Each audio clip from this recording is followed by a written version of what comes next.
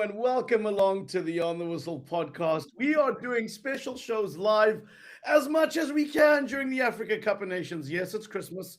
Look at the trees, look at the stockings, look at the smile. But because the Africa Cup of Nations is on, we want to interact with you. We want to talk with you. So please, you see the comment section, populate it. Put whatever questions you have in there. We've got a nice gap here before Alasdair, our man on the ground, who is very busy and will be at the Egypt game in Agadir. Let him tell you where that is in Morocco, because I have an idea where Rabat, Marrakesh, and Casablanca are, but not so sure on Agadir.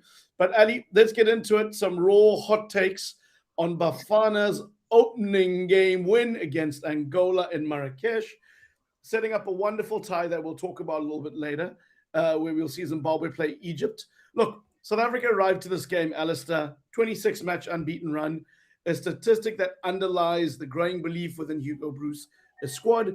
Angola had never lost an opening game before. I knew going into this, Ali, if you don't mind me going with the hot take first, even though you're our man on the ground, that this was going to be a tough one. Let's face it, Angola are a hard nut to crack.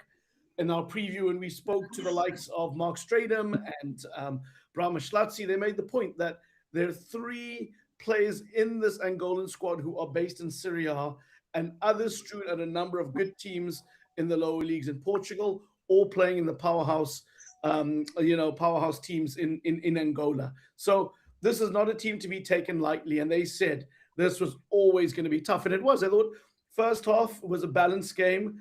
South Africa and Angola both played well.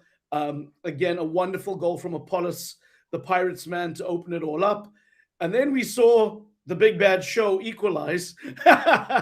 I'll call him the Big Bad Show for Angola, where he was off, if I'm correct, it was off a set piece, and he managed to somehow deflect it with that wonderful right foot in, right? There was no way that was going to be stopped by Ronwen Williams, who's one of the best shot stoppers in the game. And then in the second half, my kids, before they went to do books, Alasdair, won't surprise you, were standing here shouting, "Go South Africa, go South Africa." They can't really say South Africa, so they say "Go Africa." And their granny, who is from South Africa, has to remind them that Angola is also in Africa. But I digress for a second. Point being, there was obviously the goal that I thought took us ahead in about the 55th minute. But obviously, when that went away, it was almost like, listen, how are they going to do it from here? And a lot of criticism, or, maybe justifiably so, from the commentators going Lyle Foster's way, saying he hadn't played one of his best games. I think he'd scored, up until that point, 8 goals in 20 games for Bafana, which isn't a bad return. And then an absolute beautiful winner late in the game to make it 2-1. And then obviously South Africa had to hold out pretty much for the last 10 plus extra 5 minutes and added on.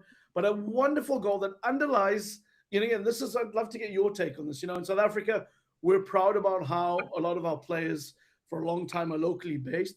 But you see, when you have that star that plays in the Premier League or a top league abroad, that class, that killer instinct, when something special needs to get done. I mean, Foster stepped up and delivered, at the moment it was needed. And look, we're going to toss to you shortly because you're obviously sitting in Agadir. But South Africa really needed this win to start the campaign of get the belief in, and also just put a bit of pressure on Egypt tonight against Zimbabwe. Look, they're heavily favorites, but just let them know that we found a way to win, and now you got to go do it in your opener. You can't be a slow starter. I mean, what were your impressions? I mean, would you agree with what I said? Do you have any points of departure on that? Zayn, all I can add is it's wonderful to see you with a smile on your face talking about it. To see Bafana coming into a tournament, riding high, positive energy. I mean, what are we going back to 2000 for the last time we've had this for Yes. not in my living memory. I can't remember positive vibes like this in Bafana. And I was a little skeptical coming in because obviously, as you mentioned, you're on this amazing run. Things are really panning out. Then you have the little bump before the AFCON. Hugo Bruce says some racially and sexual inoffensive things, which obviously in the Bafana context is even more pronounced. And you have this issues around Mbukazi, who's kind of this up and coming future captain of South Africa. So suddenly, like, okay, are we being derailed? Is this all falling apart spectacularly from Bafana? And you guys stepped up. I mean, it was a good performance. Again, you didn't sparkle, but you got it done, and Got the that is job done. That's that's opening the games, though, Ali. That's what opening games are opening about. games we were talking about last night. That's the Hugo Bruce way. He doesn't sparkle. He grinds people down. Just ask Francis. Cameroon were not a we're not a sexy team in 2017, but they got the job done. So for me, it's good. I mean, first of all, also in Paulus, man, what a rise this kid's had, man. Polokwane City, whatever. Pretoria Callies just 2 or 3 years ago. He gets his debut for in the last AFCON in the third place to playoff. Obviously a throwaway game. Rotated squads. Suddenly he's back at the AFCON and he bangs in a goal, his first goal, and what a goal it was. So I think that for me is exciting because for those of us who watch Pirates, watch Mm. Sundown, watch CAF Champions League, although Pirates are not in it this year. I need to keep my Pirate shots to a minimum. We we know the quality of these guys, but then the question is, can they show it to the rest of the world? Yes. And at the moment they are. And I think that's a great thing for South Africa. I think it's a great thing for Pirates. It's a great thing for Sundowns. It's a great thing for the PSL. Because this is the PSL's team. This isn't Safa's team. In many ways, it's not even like, this isn't the building blocks of South African football. It's the building blocks of the PSL. The PSL's Yes. work. Yes, we have a lot of criticisms of it. There's a lot of clubs that go bust, that struggle to stay afloat. But the PSL is starting to get things right in terms of developing players, talented players, coherent identity, and I love it.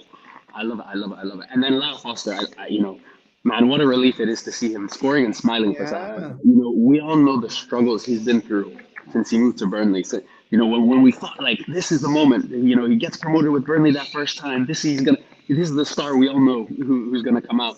He has his problems. He misses the last AFCON. It's been a hard road for him. Goes back to the championship, rebuilds his career in many ways. Comes back, yes, Burnley are probably going to get relegated. I hope he leaves because he's too good for that club. But in a South African context, as you said, his goal return isn't bad. But No. there's been that lingering sense of, man, like he's just not quite done it. Things, is this going to be another wasted South African career? Because Zayn, we've had guys on the show talking about this all the time of talented players coming through the PSL and something, they have problems off the pitch, the struggles hit, and their career falls apart. So much credit to Lyle Foster. What a goal coming back into it. I love it. But Zayn, for me, the moment of the game, I'm sorry, it was that show goal. Wow. No, Wow, wow, nah, wow, wow, wow, no, wow, come wow, on. wow. No, I'm not What a having it. goal. No. Not having it. Not having Let it. me let me tell No, you, Zayn. you've done this to wind No. me up and No. create a I've done. viral moment. No, No, I'll no, give not you at your all. 30 seconds and then I'm coming at you hard. Zayn. Harder than I came at CAF at my column about the the AFCON moving to 4 years. But there you go. Zayn. Let me tell you. This is not. I'm not rage baiting you or South African. I genuinely think that goal is almost as good as El Kabi's from last night. To score from that angle, a volley with a back heel thing. It was magic, and like you said, Ronwin couldn't. There was nothing he could do. There was one place there was one method. There was one way he could score that goal, and that is a back heel volley into that corner, and he did it. So I for disagree. me, It show was a still pretty the, goal. still the It show. was gorgeous. I agree with everything you say.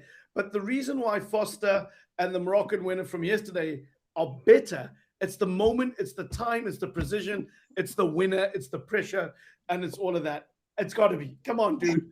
Come on, dude. A bicycle kick any day of the week and twice on Sundays wins. What do they call it? The Pushkas Award. What do they call the goal of the award at the FIFA Best Awards? Come on, Ali. Look, I want to give Angola their flowers because Yeah, because they deserve deserve it. it because Yeah, they were good. They put South, especially in that first half. I thought Ronwin had to make some good saves. Angola were pushing for it. Yes, they ran out of a little steam, and I think they struggled to break down Bafana in the second half once you got ahead. But it was an amazing goal. I want to give them that credit, and I think it. The problem is it puts Angola in a tough position now, right? Because now they've got to go and get a result against Egypt and beat Zimbabwe. Because yes, if you're Ivory Coast, 3 points is enough to get you through and to win the competition. For other people, it doesn't work that way, and so Angola, who are a good side, who kind of in many ways shot themselves in the foot with the way things ended with Pedro Gonçalves. It's good to see them back. It's good to see them in the AFCON, but they have to get a result now, and that's going to be so tough. I mean, I'm hearing what, 45 minutes before kickoff, Egypt Zimbabwe. Obviously, things change if Egypt draw or lose. The mighty warriors are here, and the Zimbabweans I've been speaking to in the streets today are all so confident they're going to beat Salah's Egypt. But I'm a little more skeptical. But if they get a draw, which we know Zimbabwe can do, they can make things difficult. Suddenly, the pressure's back on Egypt. So it's fascinating group, the group of death as we've always known it, and it's kind of in many ways already living up to expectation. Well, I mean, let's. I know you're gonna have to run out soon because tonight you're working with far bigger fish than on the whistle. Then there are no bigger fish than on this. There are no bigger fish. See, that's why we pay you the big bucks. But we know what's coming up. We've got Egypt versus Zimbabwe coming up in Group B. I mean, Ali, you're there covering the game for the BBC, if I'm correct. I mean, is this a straightforward win? I know you hinted that it wasn't, but if you're a betting man, and I always call Zimbabwe the little brothers, they step it up for South Africa. But I don't know against Egypt. Do you think they'll bring the same fight that they do for their Southern African neighbors? I think for me they'll bring the fight. There's no doubt about that. I think the fire has been lit under them, especially what's happened with Marshall Munetze, who, the drama of him not being able to be released properly by Wolves because they didn't sign off the papers for giving them insurance in case he gets injured, and so Zimbabwe didn't select him even though he wanted it. It's a tough situation. I think it's lit a fire underneath them, right? And I think they have looked better since they sacked Michael Neese. Marion Maranitza knows how to set up a miserable 0-0 type of team. He's good at that. And we saw in the World Cup qualifiers against you guys, against Nigeria, they can make it tough. Don't ask them to score, but if they're just defending, they can make it tough. And I think with Egypt, right, this is a team full of talent. Look, Salah, there's so much pressure on him. We know this. Like, he is a superstar still, and he has the magic to do what he wants. Omar Marmoush, I've just seen the starting lineup. So happy to see Imam Ashur is in there. They have the tools. The players are there, but that is not. When it comes to Egypt right now, the pressure is so much. The pressure is so much on Salah, so much on these players. And if Zimbabwe hold out, for the first 10 minutes, 20 minutes, 30 minutes, suddenly the pressure builds. And we saw that at the last AFCON. Egypt suffered against Mozambique. Even though they did score goals, they conceded. They didn't look strong. They didn't look solid. Same against Cape Verde. And so for me, Zayn, yes, Egypt are the heavy favorites. Zimbabwe, for me, are one of the weakest teams in this tournament, but they are a team that has the capacity to annoy their teammates, annoy their opponents, cause difficulties, and the kind of 50 or so Zimbabweans who are here tonight, they're gonna give you a roaring atmosphere. Well, I got to ask you this, and this is going to be a perennial talker, and I'm sure you're going to be like, Zayn, are you just trying to bait people into talking? And because if you're out there listening, please post your comments in the chat, whether you're on Facebook, YouTube, TikTok, X. We live stream. We want to hear from you. If we don't get to you today, we will get to you on social, or we'll bring this up in one of our other shows. But here we go. $64,000 question. Does Salah need the AFCON title for his legacy? I'm gonna say no. Whoa. No. You are honestly, I don't know if you've been watching Piers Morgan tonight, but you are just like baiting me into like reacting to you. But go ahead. Then because Salah, I'll make this point and I have to go. But Salah, yeah, I won't give you a chance to respond to me. I'll leave. No problem. Final word with you, brother. Salah, it's so easy to look at Salah and say, wow, you're playing for the best team in African football history, and you can't even win an AFCON, and you want to be considered one of the best players in the world. It's so easy to say that, and on the surface, it's true, then. And in many ways in Africa, and I kind of love this about Africa, is we really value our heroes who do it on this soil. Your Samuel Eto'os, these guys, they're the ones who become the legends. That's why, as Francis would say, the Cameroonians are the guys who are a tier above so many others, even though, the likes of Didier Drogba, one of the best players, ever from the continent, but he didn't do it on the continent in terms of meeting that pedigree. But then we have to remember the context of what Egypt is coming out of, right? Salah's entrance into football is the post-Portside massacre world, right? He is entering a world in which Egyptian football is in flux. There's no structure. Everything, people are being repressed. The struggles are going on.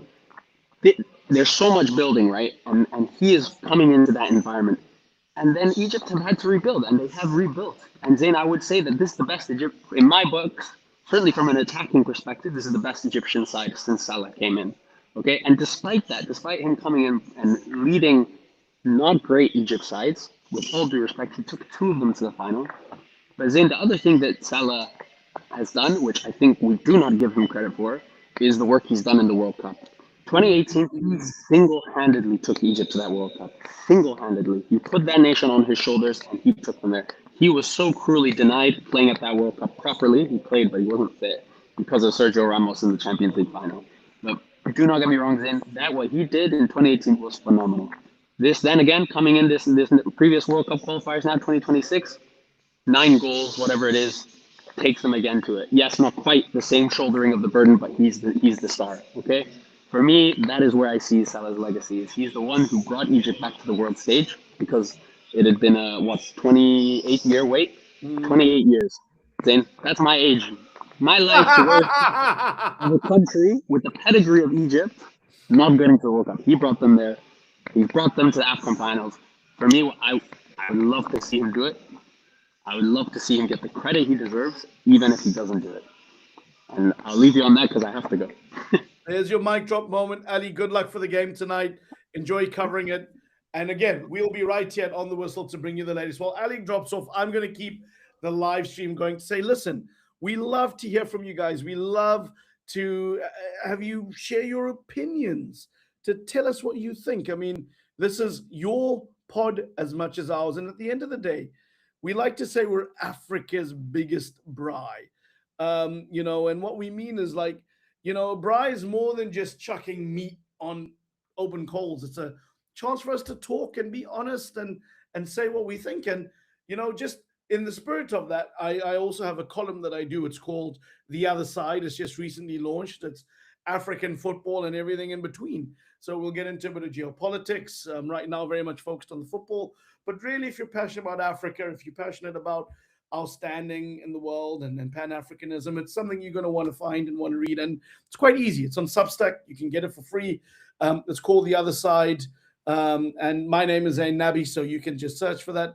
Zulu Alpha Yankee November, November Alpha Bravo Bravo Indigo. Quite easy to get. But my most recent column that I wrote about was about CAF's decision to turn the AFCON into a 4-year cycle as opposed to the 2. And I've been highly critical of the decision-making process of this because I truly believe we have now seen the capitulation of CAF and the colonization of African football, because moving the Africa Cup of Nations to a 4-year cycle, as I make the points in my column, really only benefits Europe in the sense that they get African talent that doesn't have to leave to come and play our tournaments every 2 years.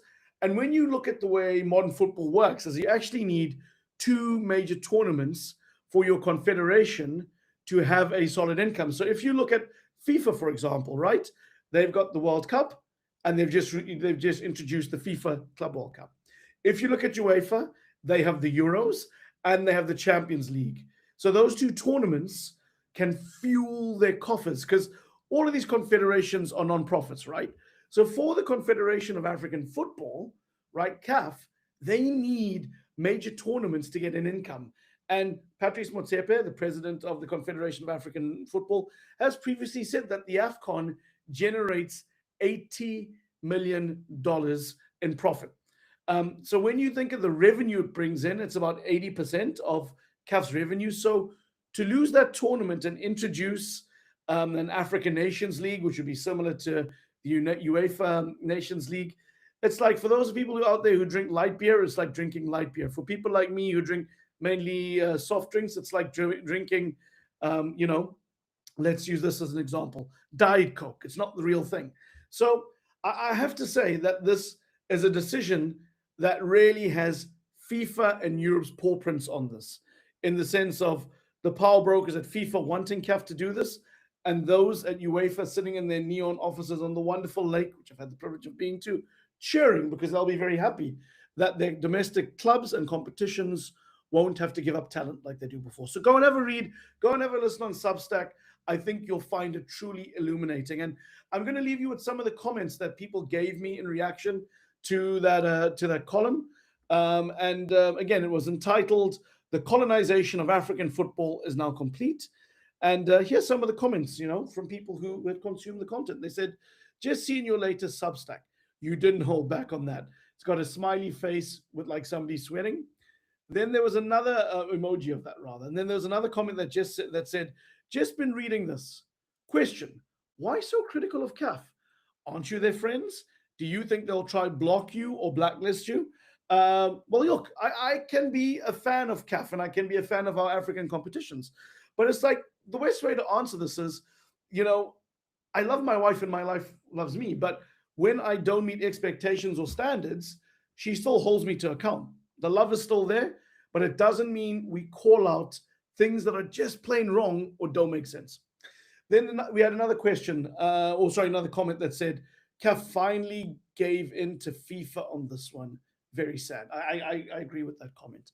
And finally, we had somebody else tell me, you tell them my mate Zayn Nabbi, tell it as it is. Well, listen, that's what we try to do here on the pod. That's what I've tried to do. Of course, you don't have to agree with me. And maybe history will show me that a 4-year cycle for the AFCON was better for the finances of the competition and better for the quality of football. But right now, there's so little meat on this bone. It's hard to see that it was a well thought out plan, didn't come from outside of Africa, and is actually going to be for the betterment of our football. Well, listen, this is where we're going to leave it today. Oh, wait, somebody's in the chat. Let's see what we got. And this is from, oh, so good to see you. I'm going to try get the pronunciation correct. Segodor Miesta. Please, if I'm saying it incorrectly, send me a voice note or something and I'll get it right. And your comment is, Angola gave us a game, but credit to Hugo. Look, I got to agree with you there. Angola were tough and they came there very defensively sound, offered on attack. We've spoken about Show's goal, which Alasdair makes the point that he thinks is the goal of the tournament, which is, I still think, the Moroccan winner, the bicycle kick was phenomenal. And I think Foster stepping up to deliver when he did. I guess my question to you is the credit given to Hugo by the fact that, he kept somebody like Foster on? He didn't lose the fate with him. And also, I'd like to get your thoughts on Apollos. Ali was making the point earlier that, he's been phenomenal since he's made it into the Bafana team. Sort of playing at Pretoria Callies, what is it, 2 seasons ago? And now is playing in a major tournament, scoring a goal, looking like a superstar. So, look, we'd love to hear from you. If you keep populating with comments, I can stay, I can keep going. Otherwise, just post comments and questions on the YouTube when we shut it down, and we'll get back to you. Because, look, Bafana are going to be next in action against Egypt. That's the big Boxing Day game. That's the one that I think arguably outside of the opener. And look, I'm looking forward to Ivory Coast, Cameroon too.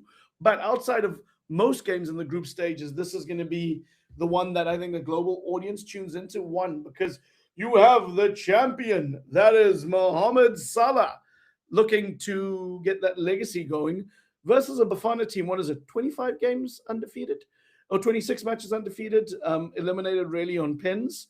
And that was by the Nigerians at the last AFCON. Here we go. We've got a few more comments coming in. This is from Bafana Ngwenya 4419. Thank you for your comment. Let's have a read of it. We didn't play our best football. We needed more for King to create chances and to break the low block. Yeah, look, I think that analysis is pretty much on the spot. It's hard. I think Angola are that typical team that can make themselves hard to beat. I think we got to give credit to them because they are a really, really strong lineup. As mentioned before, the likes of Mark Stradum and Brahma Schlatzi, when they did their preview content, making the point that this is a team that has got players who play in the lower leagues in Portugal, 3 players who play in Serie A, and those who play for those powerhouses in Angola. So a tough team, a team full of needle. And look, it's an interesting statistic, right? Angola's never lost an opening game in the AFCON, and we're the first to inflict on that. So let me have a sip of this water quickly, and then we'll get to Tabiso Lodi 2986's question. Just bear with me, gentlemen and ladies, and whoever's out there listening. Probably my mom. Okay, we are struggling on the set pieces. Hopefully, the boys can do better in the next game. Yeah, I think that's a fair comment. That's an area that they'll look to tighten up. I think Let's not be too harsh on them. This is the opening game. This is when they got to get nerves out the system. Yes, they're on a 26 match unbeaten run, but they got to hit the field. They got to play. They got to get used to those conditions in Morocco. Also, they had a pretty horrible journey getting over to Marrakesh. There were some logistical issues with travel. Bruce has been, outspoken about that in the pregame. So let's just bear in mind. And I think, if you were listening earlier, Alasdair made the point that opening games are there to be won, right? This is why you have opening games. You got to go there, do the business, grind it out, get the results. Just get those points on the board. And 3 points is what we needed, because it means we can go into that Boxing Day game against Egypt knowing that, you know what, we can make them want to play the football. So let's see. They'll probably emerge as winners against Zimbabwe. I hope South Africa's little brothers, I know I say that to all my Zimbabwean friends and they don't like it, but they are sort of our little brothers. I mean that in a loving way. You know what I mean? And we know there's a lot of cross-border travel between the two countries. So that's also, part of it. But I really hope they go out there and they give them the same kind of fight that we saw Zimbabwe give South Africa during the AFCON qualifiers. And if they can hold them to a draw, baby, we are going to go into that Egypt game in the pound seat. Like, I don't think we should sit back, but I think we don't need to play loose. I think we can be defensively aligned, keep a good structure, and then look for our opportunities. Bang, hit them, take the lead. We've got the quality that can do it. Sego Deramista, thank you for commenting again. The thing is, Angola analyze us. They knew our wingers cut in, so close those channels. They will grow with the competition. Boys were awesome in the second half. No, listen, I agree. They were better in the second half, and there's always got to be a consideration here, right? That there are two teams on the field. We also cover rugby now on the whistle. It's called Rugby Afrique, and there was a question that went to Springbok coach Rassie Erasmus after the team played Italy, and I think it was something like the team hasn't consistently put together 80 minutes of rugby. And I'm using that as an example in football because what Rassie said, which Hugo Bruce could say is, don't forget there's another team on the field trying to do their best. So you can never play for 80 minutes in rugby or 90 minutes in football. This idea that you can play a full 90 minutes is incorrect because there's another team trying to beat you. But you're 100%. Angola done their homework. They knew the channels to close down. And I think we're going to get the engine purring. So thank you for that comment, Segot. And then we have Tabiso Lodi 2986. You're back and you say, yeah, now we support Zimbabwe. I mean, come on, we got it right. We got to support our brothers from across the border. I mean, our little brothers, our cousin brothers, our whatever brothers we want to call them. We need them to go out against Egypt and do something special. And we know that sometimes in these tournaments, it's not the teams that have the stars that perform. It's the teams that have the heart, that have the grit, that can adapt to the conditions, be a little street smart. Because this is what this tournament's about, right? And we know in Morocco, the facilities are second to none. I mean, they're some of the best in the world. These guys are going to be World Cup hosts. So the stadiums are excellent. The turfs look really good. Yes, there might be some torrential downpours or rain that impact things, but these are pretty much, it's like playing on velvet carpet. I mean, at least that's what it looks like from here and from what I'm hearing from Ali, So I just think we get behind Zimbabwe tonight for 90 minutes. We're all Zimbabweans. We're all supporting them. We can adopt Harare or Bulawayo as our new homes across from Great Bridge. And we'll see what our Southern African brothers can do. And you know what? Always say Zimbabwe is in a nice way. You owe it to us. Come on. You have so many players playing in the PSL. The PSL feeds so many people around Southern Africa. So you owe us something. Thank you, everyone, for the comments. Thank you for posting. Please, if you came in late, you can always go rewind on the live and watch it again. If there's anything we've missed, post a comment. We love to hear from us. And you can hear us and get in touch with us at all our social platforms. OTW_podcast on X, which, some of my colleagues still refuse to call X, so they call it Twitter. You can also find us there on TikTok and Instagram. And also just search for the On the Whistle podcast on Facebook and YouTube. And for those who want to give my column a read, The Other Side, I encourage you to go onto Substack and find it. or if you follow me on social, I'm very easy to find at Zayn Nabbi on X, on Instagram, and TikTok. You'll find a link there on where to watch it. Before we go, Bafana and Gwenya 4419 will give you the final words. And you go, Zim and Egypt must play a lovely draw. SA must remain on top of the table. I couldn't have said it better, and that's where the mic drop is. Thank you, everyone, for tuning in. We'll be back tomorrow. More live shows, more content. It's Africa Cup of Nations time, and we're going to be there every step of the way with you. Salagash for now.